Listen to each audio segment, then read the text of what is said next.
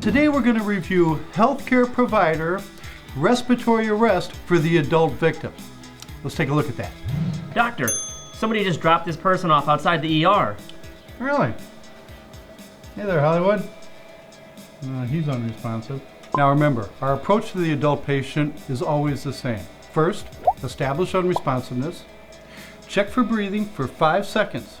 If the patient isn't breathing, call a code. Get some help coming. Next, check for a pulse.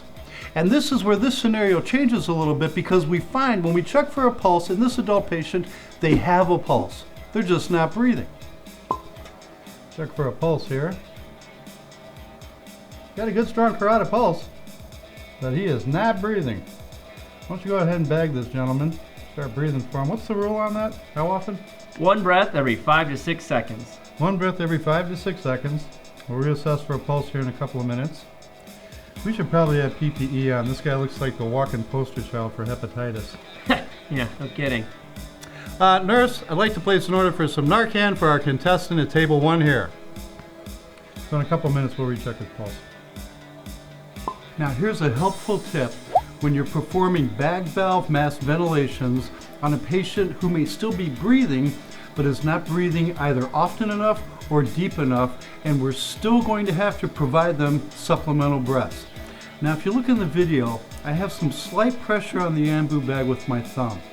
And by keeping this slight pressure, I can feel when the patient is about to take a breath, and then I can support that breath. So after each breath, I'm keeping slight pressure on the ambu bag with my thumb. Now I'm not trying to provide PEEP, I'm not trying to provide positive end expiratory pressure. I'm just keeping a little pressure on there so I can feel when the patient takes a breath, and then I can support that spontaneous breath by the patient. By doing this, I can maintain synchrony with their breathing.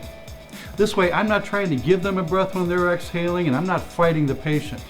If they don't take a breath in 5 to 6 seconds, I can provide them a breath. If the patient takes a spontaneous breath, I'll feel that and I can support that breath. But remember, keep a little pressure on the ambu bag with your thumb. Now remember, if you don't have an ambu bag, a bag valve mask device to provide ventilations, you can still do this with a barrier device. You can still provide mouth ventilations. A mask with a filter and a one-way valve would be preferred.